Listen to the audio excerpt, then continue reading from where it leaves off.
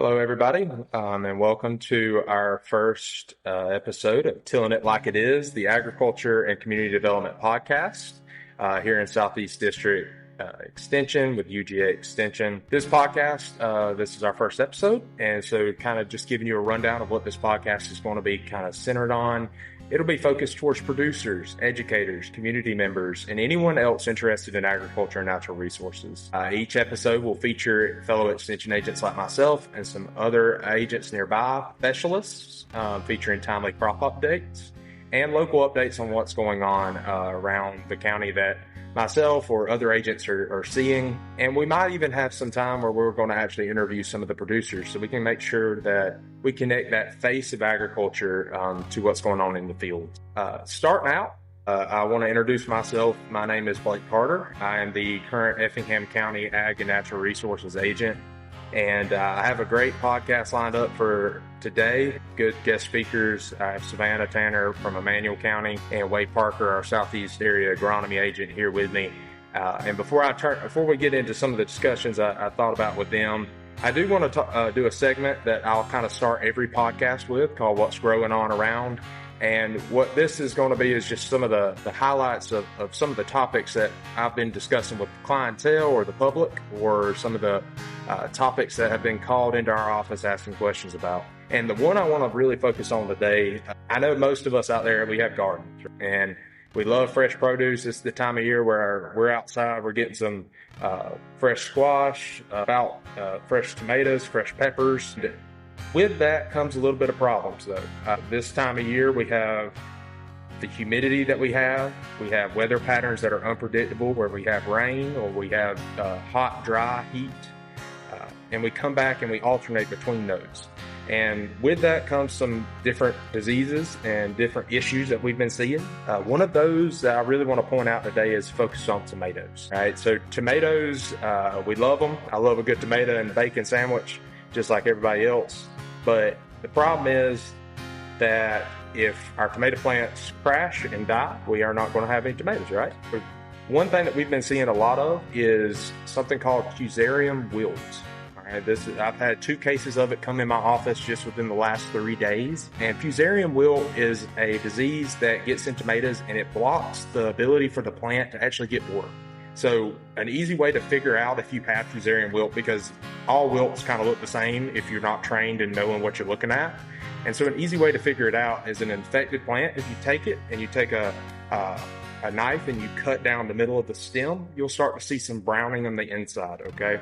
That's because it is blocking that water from being able to go through the plant, and that causes some darkening on the inside of that stem. Now, the reason I'm talking about fusarium wilt is because the infection occurs during rainy, warm conditions, all right? And now, if you're in Southeast Georgia, you know we have not had a lot of rain.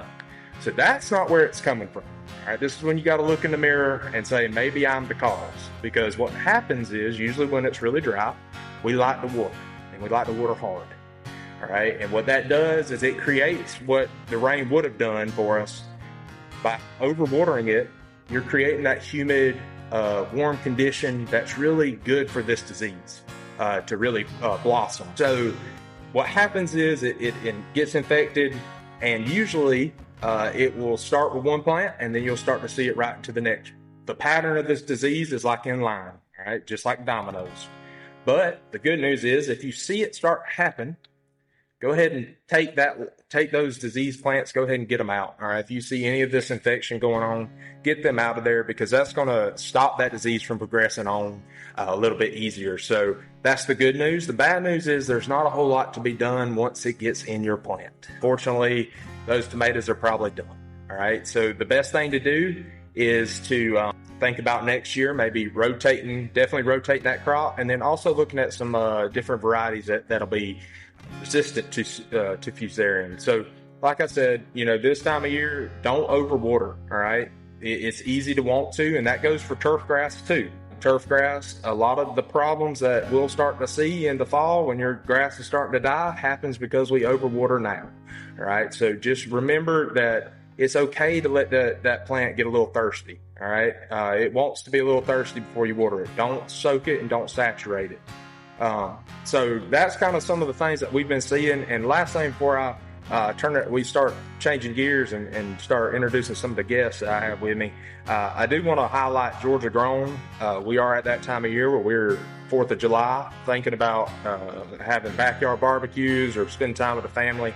And Georgia Grown's website has a really good tool for you to find fresh local produce. I love me some good fresh sweet corn and some blueberries, and these are coming into season right now, so you've got a lot of good fresh produce on there, and they have a lot of good links to different farmers markets, different U-Pick farms, different local vendors right near you, so you can find out where it's the easiest for you to get hold of that fresh produce. I'd rather buy something from Georgia than I would something from Peru, right? So Georgia Grown website would be a fantastic resource for you as we go into this holiday season and the rest of the summer. So just something to keep in mind. Like I said, GeorgiaGrown.com will help you out and get you some connections to where you might want to go. All right, so I'm going to quit talking and kind of give it over a little bit to Savannah Tanner. I have her with me. She is the Emmanuel County A&R agent, and I've asked her to join us today because this time of year for cattle guys is very important. And I wanted to make sure we highlight some of those things that we need to be thinking of. And I asked her to kind of speak on what she's been seeing. She's very much a livestock person, so I definitely think she would be the one that would know what's going on around us. And so as we got kind of switched to that, Savannah, thank you for joining us. Folks are between cuttings right about now, and what are those things that hay producers really should be thinking about now? Like, well, is it too early to think about worms, or is that something that we need to think about? Okay, so we are seeing some armyworms, maybe not as much in our Bermuda grass pastures, but some of our millets and grain sorghums that we may be putting in with silage. So we do recommend scouting those. I always like to say, as cowbird is not scouting, you want to actually get out there and see if you can find those worms. If you have worms, there's a couple of options. If they're larger worms, we would come in with a pyrethroid and apply those. If they're smaller, we can get away with a Dimlin application. For our Bermuda grass hays, we may be starting to think about doing some Dimlin applications after we cut, 7 to 10 days after we cut. That being said, I do think in this part of the state it is a little too early to start with the Dimlin. So I really want to emphasize the importance of scouting your hay fields, getting out there, looking for your worms and seeing if you have them. Another thing that is very rampant right now is stem maggots. So if you have a finer stemmed variety of Bermuda grass, Russell, Alicia, Coastal, things like that, you're more likely to have stem maggots. Now, you do have some in some Tift 85, but that is where the centermost leaf on your grass is going to die. A lot of times we get a call because they see a mat of dead grass when we come out there at stem maggots. The option, once you get infected with those, is to cut. With the drought like it is, cutting may not be time to cut, but with stem maggots, that's all you have. So currently our recommendations for those as a preventative is going to be applying a pyrethroid 7 to 10 days after cutting, followed by 7 to 10 days after that. That being said, I emphasize scouting with those. You can scout with those with a sweep net, or you can actually go out there, and if you start seeing some damage, we may pull the trigger on applying a pyrethroid. Now, have you ever heard of, you mentioned about the sweep net. I had this, an older farmer in my county talk to me about this other method he uses called the bucket method. Have you ever heard of that? All right, so it's literally they take a rope and tie it to a bucket and tie it to the back of their ATV, and they pull it across their field. And inside that bucket, as it comes across the top of the grass, it knocks the worms inside the white bucket. So then they can see how many worms are out in the field. So my concern with that would be is that a lot of times, especially in newer infestations, those worms are going to be on the ground. They're not going to be in the top of that plant canopy. So I do emphasize actually for army worms actually getting out on your hands and knees and looking. And we have county agents that are trained and looking for those, and certainly wouldn't mind coming and looking with you. I do think, in reference to hay right now and the lack of rainfall in our area, my largest concern is nitrates. If you have put out a nitrogen application after your first cutting and you have not gotten a rain on it, it does not matter how old that grass is, your nitrates are going to be high. So what we do recommend from an extension standpoint is holding off on cutting that hay for 7 days after a drought-ending rain. A drought-ending rain is a straight-up ½ inch or more. That doesn't mean we get 2/10 today and 3/10 tomorrow. You want a full ½ inch at one time, 7 days after that before we recommend cutting. So that we don't get nitrates. If we have nitrates, it can be toxic to cattle.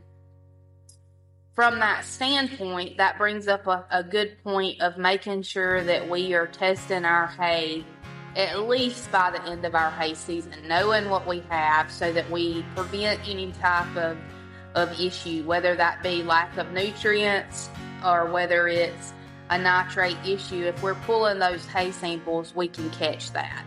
They're only $20 to send off plus shipping, depending on your county office. It's well worth the money to look at those. That being said, if you do think you have a really good hay quality, the Southeastern Hay Contest, those deadlines are September the 1st, so be thinking about that if you're interested in submitting your hay into that contest, and you need to get with your agent a little before September the 1st. Now, if you're a hay producer and you're selling your hay, you would think getting a test would probably be a good option before they start selling some of that hay, so they know what quality they're selling people, right? Wouldn't that help them kind of better market their hay a little bit? Absolutely. And so if you don't know what you're selling, you don't know what it's worth, right? And so when we know our average hay prices, but if you're selling hay that really should be sold to the DOT as hay that you're selling as rocket fuel, you are going to have some people that might get irritated with you, for one, and in the future. But for two, it could be opposite. You could have better hay and you're selling it as lower quality hay. And so those tests in the grand scheme of things are nothing to making sure that you are providing quality safe hay to the livestock, whether you're selling it or whether you're feeding it to your own animals. Well, thank you for that, Savannah. And I guess when I'm thinking about, we're talking about hay, that's the food part, and I get to thinking when I eat something, I like to have me something cold to drink, and I know it's been so hot out there, them cows probably are thirsty.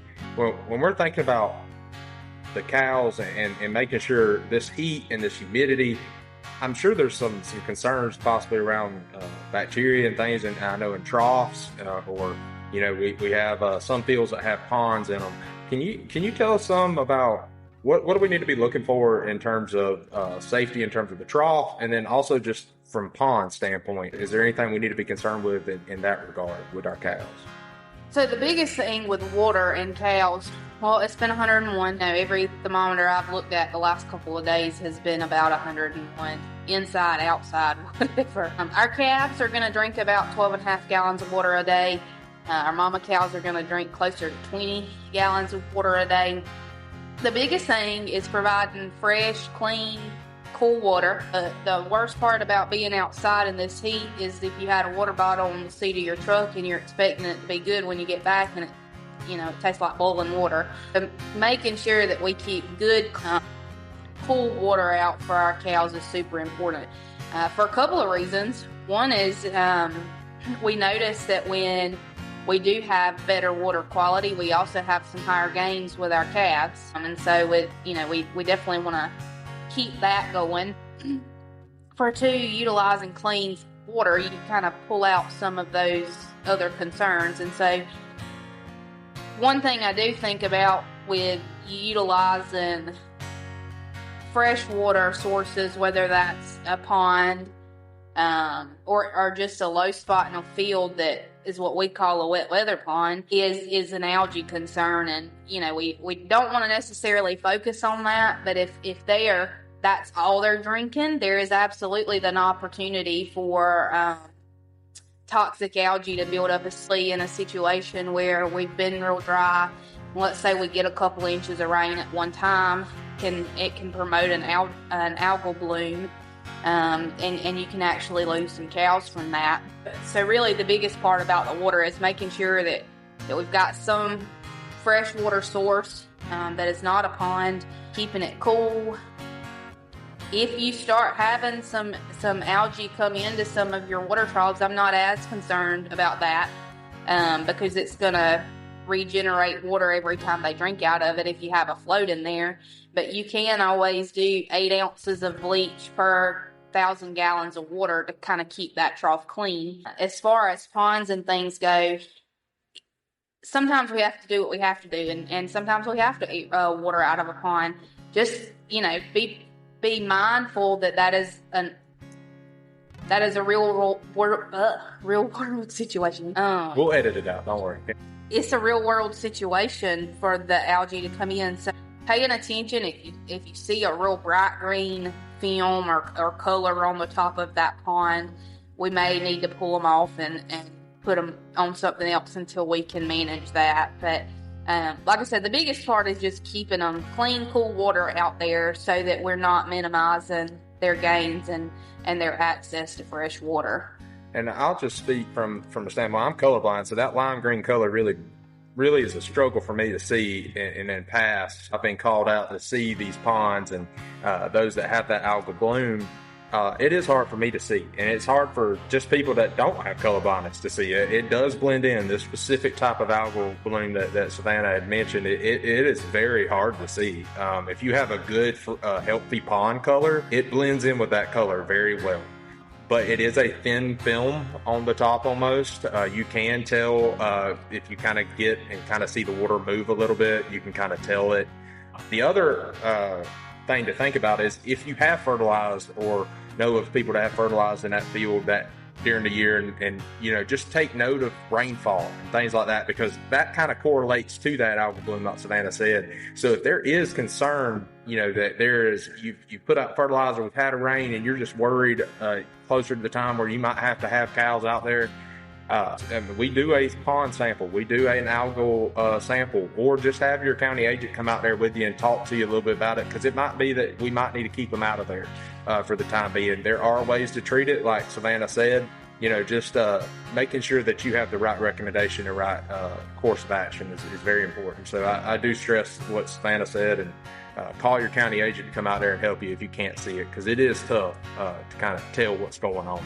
I will say that, it's kind of got to be it's got to have a snowball effect. So it's not something we see every year. Right. It's not something that we should hone in on and obsess about necessarily. We need to know that it's there. We need to know that that's a potential problem. We do tend to see it more in dry, hot years, especially when we get a large rain. But I don't think being obsessive about it is necessarily the biggest thing. But if we get the opportunity to install a good water trough of some sort, it may be a good option. And NRCS has some pretty decent opportunities with their equip of getting some water troughs installed. So if you haven't looked and checked with them, that might be a good opportunity for you. Yeah, NRCS has plenty of good things. I stress that a lot. And if you are a new beginning farmer, what I always joke around and tell people that come to my office that I've talked to, you go to the FSA office and you go right beside it, you go to the NRCS office and you see what they can help you with. Because sometimes there's a lot of times where we have plans of what we want to do, but we're not aware of what the help out there is for us.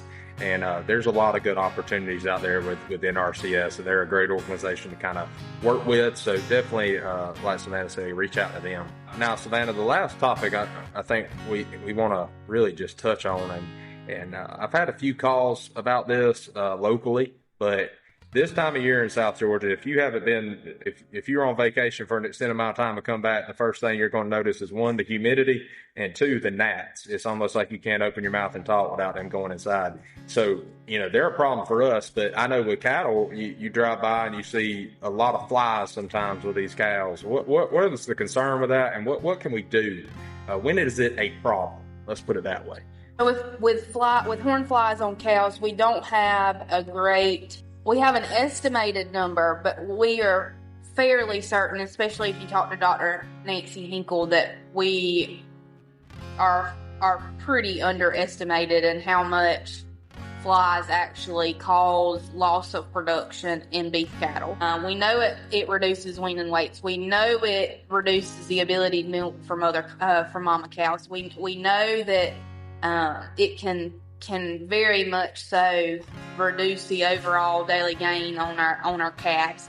What we don't know is just how much it does it. We also don't have a great threshold for how many horn flies are on our beef cattle. That being said, most producers know when it's a problem. You can tell just by observing your cattle and watching them. Now, a lot of people use fly tags. A lot of people use pour-ons, and the recommendations from UGA is that we need to be using a couple of different methods, not one or the other. So we're starting to see some pretty significant resistance in our two options for insecticides. One of those is going to be an organophosphate. The other is pyrethroids. And every product out there, with the exception of our feed and minerals that have insect growth regulators in them, they're either going to be organophosphates or pyrethroids. And so if we've got pour-ons, we've got dust, we've got tags, we've got back rubbers, sprays, things like that, and they're one or the other. So if you've been using a specific tag the last couple of years, we may want to start looking at using a different tag so that we alternate those modes of action. Insect growth regulators are awesome. So we've got some minerals that have some fly control in them. We've got some feeds that have fly control in them. Using those, no, they're not going to kill your adults, but they are going to limit the amount of adults that you have in the future. And so it's a good option to use. Is it a little more input into using that? Absolutely. But that being said, using those with one of the tags or the sprays or the back rubbers, pour-ons, dust, things like that, using two of those, you're going to get better control with them. I will pinpoint that there are some minerals that are in block form. We don't recommend using block form minerals as a whole because we can't regulate how much they're taking in. So we would, especially in a fly setting, recommend more of using a loose mineral for that. As far as tags go, and even my dad is bad about this, we'll leave them in for forever until we get them up next spring. And if you read those labels, that's not what's recommended. Some of them are 6 weeks, some of them are 8 weeks. You need to be following those labels because there is so much resistance in our horn flies. Take home on flies, use two methods. Both of those methods should be the same mode of action. And then we swap modes of action next year or the year after that. So if we have an organophosphate tag, we want to use an organophosphate pour-on or an organophosphate spray. We're using pyrethroid tags, then we want to use a pyrethroid spray so that we are minimizing the resistance there. But again, one or two or either three modes of actions are going to be our best option of getting rid of flies. Flies can cause pink eye, and they can also reduce weaning weights, and so we really just want to keep them off as much as possible. Now, for our new cattle people out there, I want to throw this out there. When she's talking modes of action, that doesn't mean just different chemicals per se, all right? Because you could have different chemicals that could have the same mode of action, right, Savannah? So what in the simplest terms, what is a mode of action, so to speak? So a mode of action is going to be how that chemical disrupts the overall life cycle of whether it's a weed, whether it's a insect, whether it's a disease. So an example of the same mode of action but different chemicals with fly sprays is permethrin versus lambda-cyhalothrin. And so those are going to be not the same chemical, but they're the same mode of action. Yes, they have two different names for them, but most of our pyrethroids are going to end in THRIN. Permethrin, permethrin, halothrin, things like that. And so we really want to pay attention to the active ingredient and knowing what is in that fly spray or ear tag that we're using so that we can alter those modes of actions. Now, on your label of whatever you purchase, it should tell you the classification for the mode of action, whether it's a class A or a class 2A or 11 or whatever it may be. Class 3, you can call your county agent and make sure that that the mode of actions are going to be the same. And if it's, again, something you've been using for years, we may want to swap over to the organophosphates.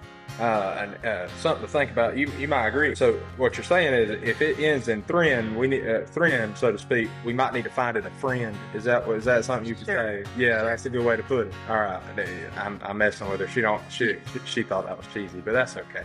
It is good to call your county agent. If y'all haven't got anything else out of this podcast today, I do want you to make sure that you call your county agent, use them. And what Savannah just said with the class and the modes of action, that's a good test, a refresher for any county agent to kind of go back and test their knowledge. So that would be good. Keep us young. Help us keep ourselves young. All right. So thank you, Savannah, for being here today. I really do appreciate your expertise and your knowledge when it comes to the livestock that's going on around here. Now, there's another big piece to our ag side of things in Southeast Georgia, and that's our row crops. And for those that don't know what a row crop is or not in that business, that's mostly going to be your corn, soybeans, cotton, and peanuts that we consider our big four around here. Even though soybeans have kind of taken a dip and coming in cyclical, some counties have it more than others around here. But those are our main four, and no better person to speak on that is than our Southeast area agronomy agent. I brought in Wade Parker. He's a resident of Midland, Georgia, and he is born and raised here, and he is Midland through and through. And if y'all don't know Jenkins County is personified inside Wade Parker. He is every bit Jenkins County.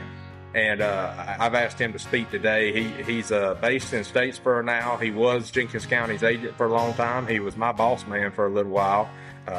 Even hired me. So I know now I can talk bad about him. Don't worry about it. I brought him on today. So Wade, I appreciate you for being here. Talk to us a little bit about what you've been seeing, and maybe we can go through it in crops, whatever you want to kind of talk about. I know one thing kind of get the ball rolling for me. I've been called a lot right now since we haven't had rain with lessers in peanuts. Is that something that's been common, or what should we be looking for? What's the concern there, and what can we do? All right. Well, Blake, thank you for having me today. Pleasure to be here. I also want to congratulate you on your podcast. When I started in Extension in 1998, we used to have contests to see who could get your written newsletter and your newspaper article in on time. So I guess we're evolving the podcast now, but it's good to see that, and wish you the best of luck with that. Anyway, Blake, actually, I was enjoying listening to Savannah with all that livestock stuff. Me and her have a good mutual professional relationship. Is when I get livestock questions, she is my person, and she asked me row crop questions. She is good as gold with that cattle. She has really impressed me over the years, so good job, Savannah. Anyway, Blake, before I get to the lessers, if you don't mind, I just want to give just a brief update on some things before I forget, because when you get 49, you start forgetting, so I don't want to forget. But right now, in the row crop world, dry weather is the big issue. It's the coffee shop talk, it's the fertilizer shop talk, and everywhere else. We have persistently been without rain in some places 4 to 5 weeks. Now, I attended a industry-led training yesterday in Tifton, and when I got to the site where the training was, it was actually raining so hard, and Savannah was there. It was raining so hard we had to stay under the tent for a good 45 minutes. So I started feeling good or better about our weather situation while I was down there. And even some of the people that were down there says, "Oh, this is a drought breaker. We're going to head right direction." So, but when the training got over with and we got back in our truck and we got 15 minutes away from the site where the training was, everything was dry from where we were in the truck all the way back to milling. So very isolated. It was very isolated, but it was kind of like what some of the old timers call a set range, where we were under the tent, and it felt like it was everywhere. But unfortunately, that wasn't the case. But anyway, dry weather has our row crops, especially the dry land, in a bad state of affairs. And I think Savannah would agree with me. The pastures and the hay fields are probably under stress as well. But the dry weather is taking its toll. We were halfway surviving the dry weather until about maybe 7 or 8 days ago. Triple-digit temperatures started kicking in, and that has expedited the condition. Our dryland corn, most of it that was planted into March, April, our normal planting window, a lot of it is history. So from a livestock standpoint, Wade, I'm getting a lot of questions about dryland corn. Can I feed it to my cows? Can I turn cows out on it? The first part of that is going to be you need to speak to your crop insurance person. Because if you make moves from that perspective, it can absolutely affect your crop insurance. But from that standpoint, I am concerned on a couple of things. Now, if you've got some that maybe was a little later planted and we get rain and it greens back up some, but it doesn't necessarily, it's not going to, obviously at this point, it's not going to make a crop for you. If it greens back up, there's an opportunity potentially to bale it as a silage. Now, the two biggest things on that would be to check for nitrates, and we can check it before you ever touch it in the field. You bring us the lower half of that stalk up anywhere from 8 to 16 inches above the bottom of the stalk. We can send that off and verify that, see what our nitrates are. The biggest kicker is going to be moisture. So corn silage is very specific in the moisture. We prefer 40 to 60%. I don't know that we'll be there from a baleage standpoint. We can look at it, we can check it, but I am getting a lot of questions on that from a dryland corn perspective. And let's say we cut the corn for silage and we test it and the nitrates come back extremely high, above our threshold. Is there a chance of diluting that feed down with other feed sources? So our threshold is 18,000 parts per million on nitrates. If it's anywhere from 15 and below, we can dilute it. If it's over 18, we don't recommend feeding it at all. But again, I would not even touch it unless I had already sent off a nitrate sample. They're pretty cheap. I think $13 plus shipping. Pretty cheap to send them off, and if it prevents you from killing cows, it's worth every penny. But honestly, the nitrates, I don't know, is my biggest concern. I wonder if if the moisture level of it and actually going through that baleage process is going to be our biggest concern. And we can absolutely do some testing on the moisture too before you get started. It's an option in the right situation, but I don't know that it's an option in every situation. Good point. And just going through the crops a little bit about our conditions. Like I said, Blake, dryland corn, unfortunately, that was planted on time is a 0. Some of the later planted corn that has gotten some rain the last few days, I would just take a wait and see approach and see what happens. But honestly, I mean, if you're absolutely not going to cut it for any kind of feed, there's really nothing you can do. Right. I mean, it's going to do what it's going to do. That's kind of where we stand with corn. Peanuts and cotton are our main two crops in our area. Those encompass the most acres. Again, irrigation has rapidly increased on these two crops. And actually, Blake, in the last few years, we haven't been used to watering in June. We've had some decent June. That's right. And then we really don't even think about watering much in June, in the first part of July. And then we naturally increase our irrigation as the year goes on. But I have really been encouraging people to wake up and say, look, this cotton is young, these peanuts are young, we have got to keep the trains moving on time, we need to water, because if you don't water, the crops are not growing. You're going to come back a week later and they're going to be the same height.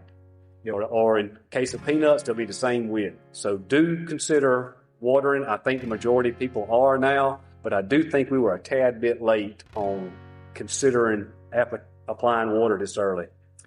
You asked about the lessers. Lesser cornstalk borers are increasing in numbers, especially in the mid part of last week. They were high. Lesser really thrives in hot, dry, and type soils. So if there would be a year to have them where the environment was conducive, it would definitely be this year. When scouting for lessers, either look for a small bore hole in the vine, or in some cases you can find the silk tubes. The silk tubes are what's left by the lesser as it has entered into the branch. A lot of county agents have put it out on blogs. It's easy to find.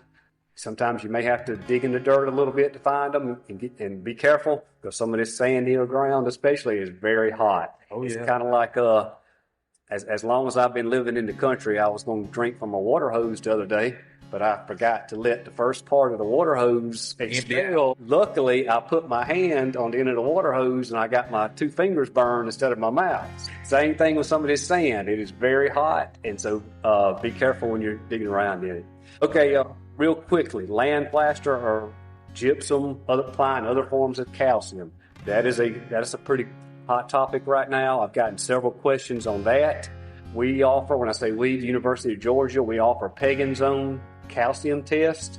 Especially if you limed back in the winter, or you've had other sources of calcium that you've applied for other reasons, I would suggest taking a Pagan Zone test. You take your soil probe, you pull several samples around the pegs of the plant, go approximately 3 inches deep, and put them in a normal soil sample bag, bring them to your extension office and tell the admin what you want to do, and we'll get it processed for you. And that can save a lot of money, because if your calcium levels are 500 pounds or more, or your calcium to potassium ratio is 3 to 1 or greater, a conversation still needed on whether you need to apply gypsum. But these are very, very good guides. And there's a lot of variables, Blake, we don't have time to go into. But the bottom line with land plaster or calcium, especially if you have applied some lime and you're curious to know about your calcium levels, I would consider doing a Pagan Zone test. Okay, cotton, dry weather has taken its toll on it. Unfortunately, I've seen a lot of dryland cotton that started blooming out the top. That is what we do not want to see in cotton on June the 28th. We want to see that bloom way on down the plant with several nodes above that white bloom. Even though white blooms are pretty and they turn pink the next day, and that's pretty too, we want to see those in the bottom of the plant. Now why is that? Would you consider that the money bowls? That is the money bowls, yes. Those bottom bowls, they have the most weight, and the plant is full of resources. So that plant has diverted a lot of carbohydrates, energy into those bottom bowls, because during that, it's kind of like when you're young, you have energy. Yep. And it's the same principle with plants. The plant has energy, and those plant has diverted it to those lower bowls, and that's why the quality is a lot better too. So again, we need some water on this dryland cotton because the white bowls are rapidly headed to the top. So Wade, if we were to get an extra rain, or a good rain, and there is some in the forecast, and we're just praying for that rain, but will that plant start back blooming? It is. That's a good question, Savannah. With it being June 28th, and if we get you mentioned some drought-breaking rains of at least a half an inch, we would need some multiple half-inch rains, or of course we would take more. We don't want to wash in rain where the whole field washes out. Right. But we would need some multiple rains to get that plant back into production, and it will go back into reproductive mode as long as there is the proper nutrients in the ground. Now, if it does that though, do we have to think about what about pixing? Because you got to worry about a whole other dynamic. Well, sure you do. And let's say we planted this cotton that we're describing. We planted on May 1st. Right. Okay, and it's been sitting there. All right. And the farmer already put the nitrogen out. So the nitrogen's either sitting in the ground, or maybe there was a rain where it was a half an inch and got some nitrogen in the plant.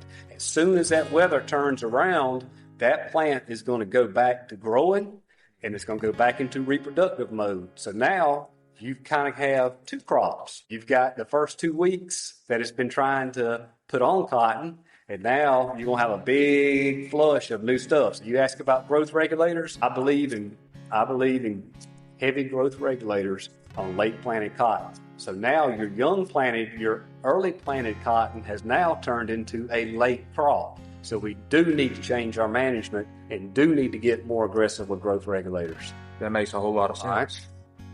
Okay, one thing on cotton too. Me and Savannah were discussing it this morning on some of this dry land cotton that has not had nitrogen on it.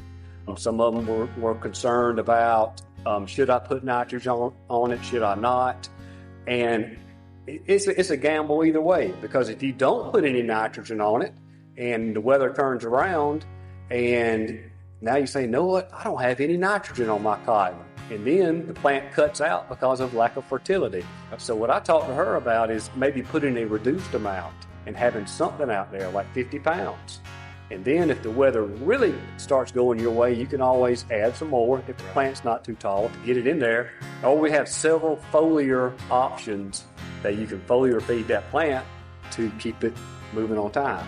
So I think something needs to be out here. Now, if it was August the 1st, and we're still in this mess, that's different. I mean, you need to get close to calling a crop insurance agent. But I don't think we're there yet, Blake. But we're in many places we could be on that path. You go ahead, Savannah. Kind of transitioned me back to peanuts and thinking about what we should be doing in this hot, dry weather. One of the questions that I've started getting pretty regularly in Emmanuel County is, it's so hot, it's so dry, my peanuts are relatively small. How do we handle fungicide applications from that standpoint? All right. That's another good question. I work in predominantly row crops, but I answered a fungicide question relative to another crop the other day. Some people have gone 3 to 4 weeks with no fungicide on some crops, and so the problem with that is if the weather, again, just relative to the nitrogen scenario, if the weather turns around and you start getting rain event after rain event after rain event, you're not going to have any protection out there. It's just going to be no protection at all on your peanuts. So I suggest going in with maybe a cheaper combination, maybe like a Bravo or a tebuconazole. That's going to give you good leaf spot control. And we're still on the early side of white mold, but the tebuconazole is going to give you decent control on that. Yep. So I would recommend something cheap. And now again, things turn around, we can always redo a fungicide program. A fungicide program is like a deck of cards. That's right. You can just take them up, throw them up in the air, and just start picking up and putting the puzzle together like you want it. Yeah. Okay. And I'll throw in a little plug for Bill Tyson over there in Bullitt County if he actually ends up listening to my podcast. Bill, this is for you. He does a really good fungicide program every year. And he does, and Stephen Powell has some out there in Truthland.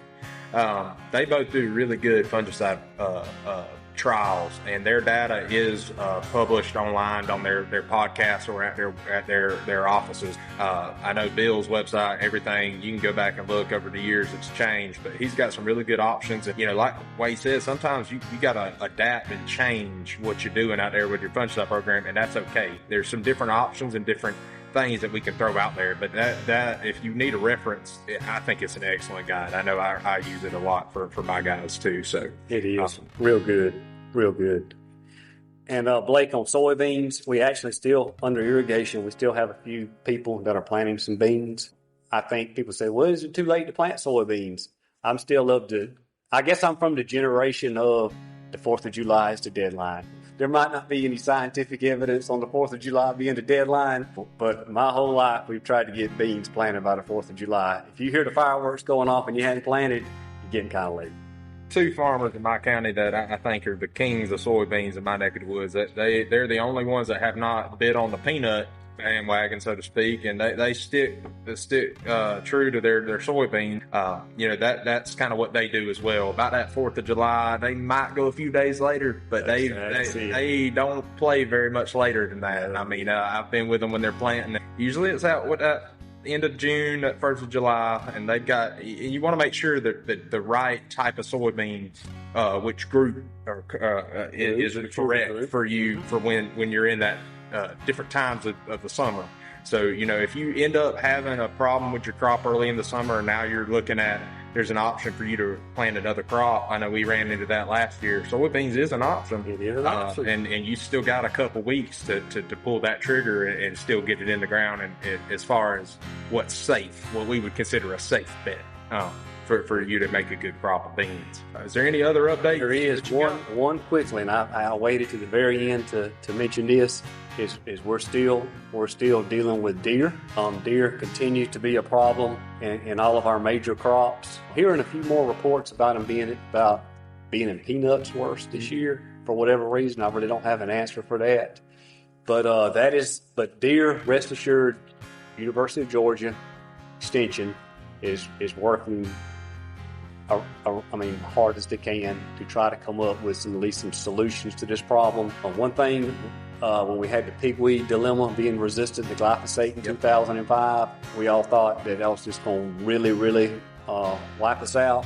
But we worked aggressively to find solutions to that agronomic crisis, and we survived it. And we've got to work just as hard with these deer and, to another extent, hog problems, because I think that deer are an existential threat to Georgia agriculture. Honestly do. So we're going to have to keep our head to the grindstone on that issue.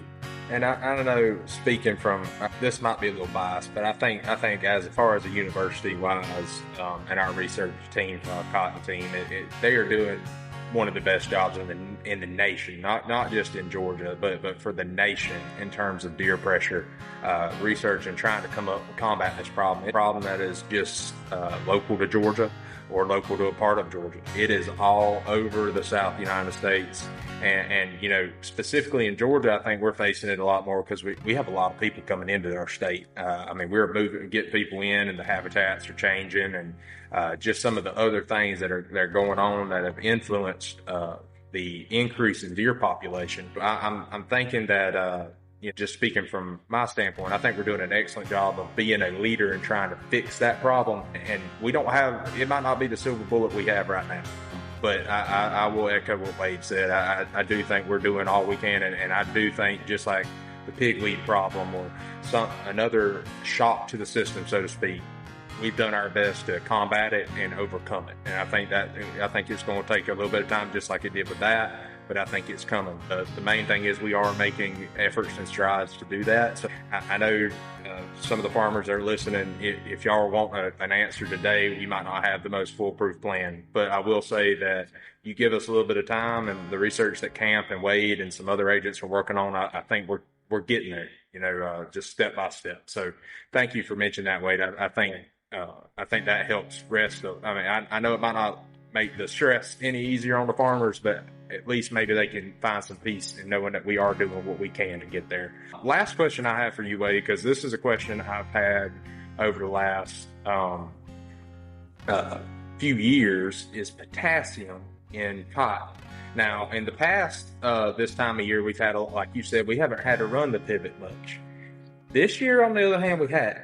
So in the past, we've had a lot of heavy rains, and that might have been some relation to why the potassium might have been more affected to it on the plant, maybe more red. Are we supposed to, would you say that you've been seeing that at all, or should we expect that? Just keep that in our mind. What do you think about that? Well, in reference to potassium, I'm gonna use corn for an example to answer your question, and I'm gonna digress into cotton. I handled a potassium issue on corn this year on some later planted irrigated corn, and we were taking soil samples, and the farmer had put out 180 pounds of potash. All the boxes were checked, and we were trying to figure out why the potash levels weren't higher. And talked to Glenn about it, and talked to several others, and we came to the conclusion that we have not had enough moisture to get that potassium in suspension. So that's kind of the opposite of what we've been dealing with in the last couple of years.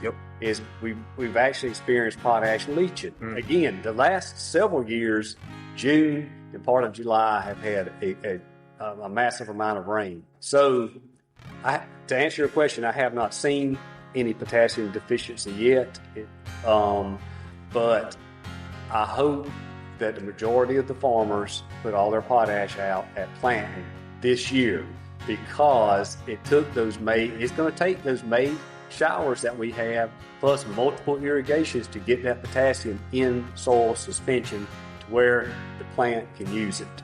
So if you got some rain in May and you've been irrigating like I was talking about a few minutes ago, hopefully you're going to be okay.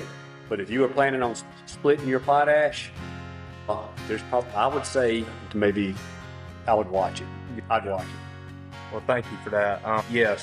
And Wade, I appreciate you helping speak today on some of those updates, and I hope to have you back maybe in August for another little bit of an update, especially as we get closer to harvest in some of our crops, and we're talking about peanut maturity, and we're getting closer to even hurricane season. I want to make sure that we're talking about some of the things that as we go into it, what we can think about. And we also need a farm bill too. Yes, we do need a farm bill. So make sure we're getting. If you are listening, please get in touch with your legislatures and try to keep that conversation going, because that is something that needs to happen sooner rather than later. Because we do have prices. And bringing back the farm to the farm bill is something to think about too. What you say, Savannah? Opportunity to speak with some of your representatives or some of the people representing them. We've got a few upcoming events coming on, and one of those is Midville Field Day, August the 7th at the Research Center in Midville. And so in the past, we have had some of our representatives or their personnel there. A couple other upcoming events that we have is going to be the Southeast Cattle Update on July the 10th. That's from about 9:15 until about 2 over in Metter. If you're interested in attending that event, contact your county agent, or you can contact myself and we can get you registered for that. That's going to be a really good meeting. We're going to have Dr. Nancy Hinkle come in and talk about flies, which is something we touched on. She'll go into much more detail. We'll talk about herd selection. We're going to talk about some traceability and biosecurity things with avian influenza in some of the dairy herds, but also the mandates for EID tags that's going to be coming down the pipeline in the next couple of years. Going to also talk about vaccines and vaccine protocols, and so Dr. Lee Jones will be there to speak on that. So we're super excited about that event. Again, get with your county agent to get registered for it. Extension sponsored event is going to be the Cotton Mid-Year Meeting in Statesboro. That's on July the 24th. Get with your county agent about getting registered for that. A lot of good opportunities there, and some good door prizes too. So yes, they are. We would love to see all of you there. So get with your county agent for that. And then again, Midville Field Day is one of my favorite events that we have each year, and you won't want to miss that either. Yeah, I think I was hoping I hadn't talked to Anthony Black. He's our farm manager out there at the Midville Experiment Station. But I'd hope to have him speak a little bit on here right before the week before the Midville Field Day, so we can get a little bit of I'd like to have him talk a little bit, because I think some people that might not, that time of year, sometimes it limits us into some of the people being able to get there to that Midville Field Day. But I think it is such an amazing event, and it's also worth the growers' time. I think a lot of times we put on some of these production meetings and these field days, and sometimes I've left field days and stuff thinking, what did I really gain from it? This is one of those field days that I think, no matter what stage of farming you've been in, if you've been in here for 5 years, 10 years, first year, this field day has something for you, and I think you'll walk away with some insight or something gained from it, no matter what you do. And it's granted, it's geared towards row croppers for the most part. So we do a lot of the cotton, soybeans, peanuts, and corn.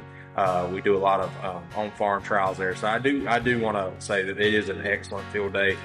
And I also have another meeting that's coming up. If you're in the Bullitt County area, or any of the counties surrounding it, there will be a pond management workshop that the Ogeechee River Soil and Water is sponsoring in partnership with Extension, and some of the DNR will be there, Georgia Association of Conservation Districts, USDA. So we have a really good lineup for that. I'll be one of the speakers speaking at it, and it's on July 11th from 5:30 p.m. to 8:30 in Bullitt County.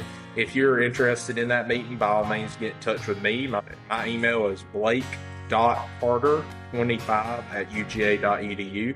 You can also give us a call at 912-754-8040. I'll be happy to point you in the right direction. And any of the meetings that Savannah had mentioned, if you are interested in it or would like more information, don't hesitate to reach out. Again, I want to say thank you to our guests today. I appreciate both of y'all and taking the time out to meet and to speak. And everyone, I appreciate y'all for joining us for our first episode of Tilling It Like It Is. We'll be back looking at probably the second week in July, and we're hoping to touch on some more irrigation talk, as well as possibly some gardening and pecans as we're turning our attention towards our pecan season and harvest.